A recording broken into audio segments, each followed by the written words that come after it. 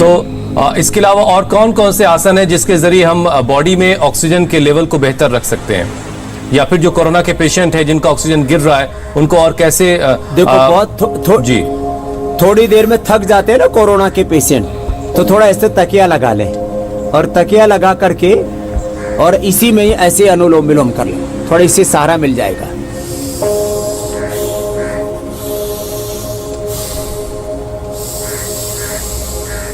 आराम आराम से मकरासन कर ले।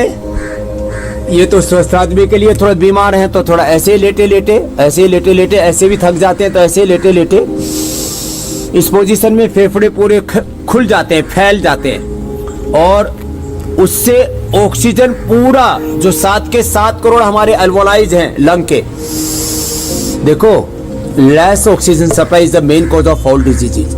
ये ऑक्सीजन कम मिलने से हमारा ब्रेन, हमारा लंग, हमारी पूरी बॉडी के सेल, एक एक ऑर्गन धीरे धीरे करके जैसे ही कम सप्लाई मिलता, अब तो सारी दुनिया जान रही है कि ऑक्सीजन कम मिलेगा तो ब्रेन फेल होगा, हार्ट फेल होगा, मल्टीपल ऑर्गन फेल होगा, आदमी मर जाएगा। इसलिए ये मैं छोटे छोटे उपाय इसलिए बता रहा हूँ कि ऑक्सीजन की महिमा तो अब सबको पता लगी गई है। भुजंगासन का ये तीसरा अभ्यास भी है।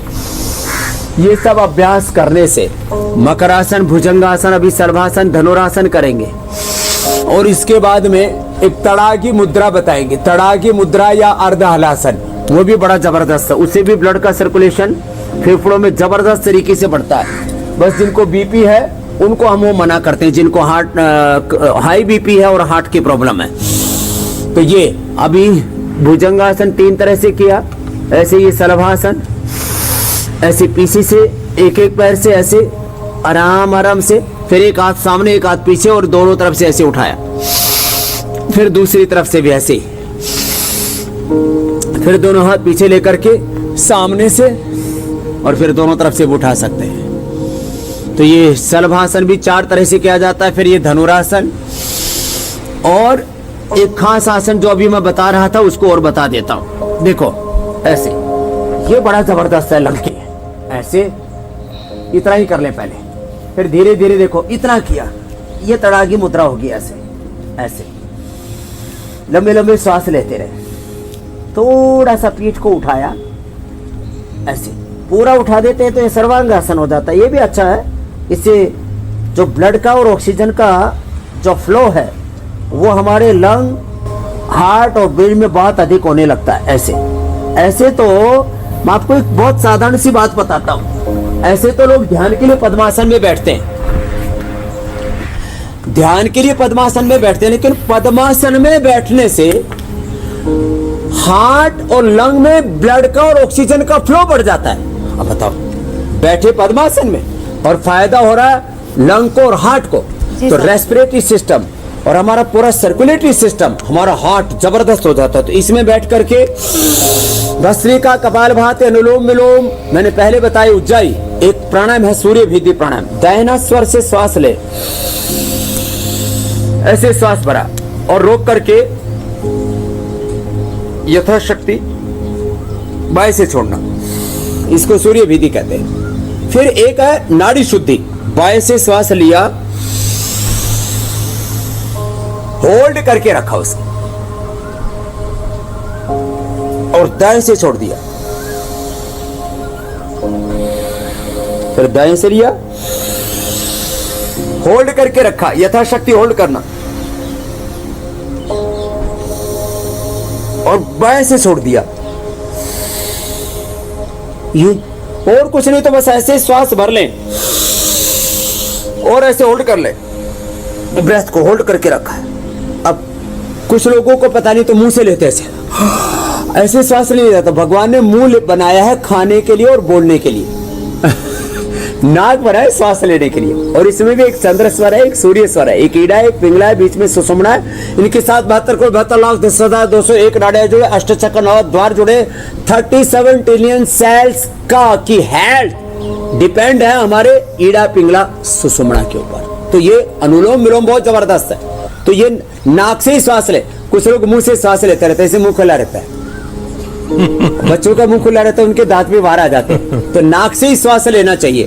तो ये बहुत सी चीजें करता है। सामान्य बैक्टीरिया, वायरस तो नाक में मर जाते हैं, मुझे कोरोना इसलिए नहीं हो रहा, एक तो मैं प्राणायाम बहुत करता हूँ, पहली बात तो कोरोना मेरे आस पड़ोस से सैकड़ों बार गुजरा है, लेकिन वो जैसे ही यहाँ आता है तो वो सुसाइड कर लेता है उसका मोक्ष हो जाता है। मैं नाक से ही श्वास लेता हूँ, तो नाक में ही ये मंत्र आप सबको बता दीजिए ताकि सबके मन में, सबकी नाक में पहुंच के कोरोना सुसाइड कर ले। योगी के नाक में वो शक्ति है कि कोरोना यहाँ आते इसका मोक्ष हो जाता है। अर्चना जी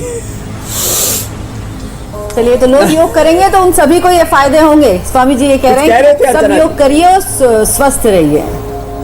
अच्छा स्वामी जी, कोरोना नेगेटिव होने के बाद भी लगातार लोगों को खांसी बनी रहती है, और कई बार तो ऐसा भी हो रहा है कि कोरोना में सीटी स्कैन में लंग्स में जो पैचेस दिखाई देते हैं वो भी नेगेटिव होने के बाद पैचेस बने रहते हैं। तो क्या योग से इन पैचेस को हटाया जा सकता है, और खांसी कैसे ठीक करनी है स्वामी जी? एक तो ये कंठामृत है, वैसे तो लवंग आदि, खदरे आदि बटी, लौंग, काली मिर्च, मुलेठी, ये सब चूसने के लिए हमने बहुत बार बताया हुआ है। ये मुलेठी रखी है, ये काली मिर्च रखी है, लौंग रखी है, एक एक मुंह में डालें और इसको चूस लें। लेकिन एक इससे भी अलग उपाय हमने ये बताया कंठामृत का। कंठामृत की 2 छोटी सी गोली ली, मुंह में डाली, और आज तक 1 साल से ज्यादा हो गया इंडिया टीवी के प्रोग्राम में 1-1 घंटा भी हमने किया, पौना घंटा तो रोज करते ही हैं। एक बार भी खांसी क्यों नहीं होती स्वामी रामदेव? तो मैं कभी कभी आप लोगों को दिखाने के लिए चूस लेता हूँ, उसी से मेरा तो इतना फायदा है। बाकी तो मैं जोर से भस्त्रिका करता हूँ। जो हेल्दी लोग हैं, जिनको बीपी है, ना हार्ट की प्रॉब्लम है, ना अस्थमा है, ना बैकएक है, ना कोई कमजोरी है, तो मेरे नाक में इतनी गर्मी पैदा हो जाती है, इसका टेम्परेचर मापते हो तो करीब 50 के करीब मिलता है। ऐसे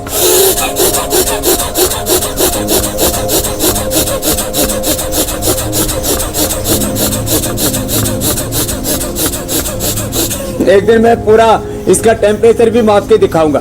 मेरी पल्स रेट 200, मेरा ब्रेथ रेट 200, और एनर्जी एक्सपेंडिचर 1 मिनट में 10,000 किलो कैलोरी एनर्जी एक्सपेंडिचर हो जाता है। इतना जोर से मैं करता हूँ, 10,000 किलो कैलोरी।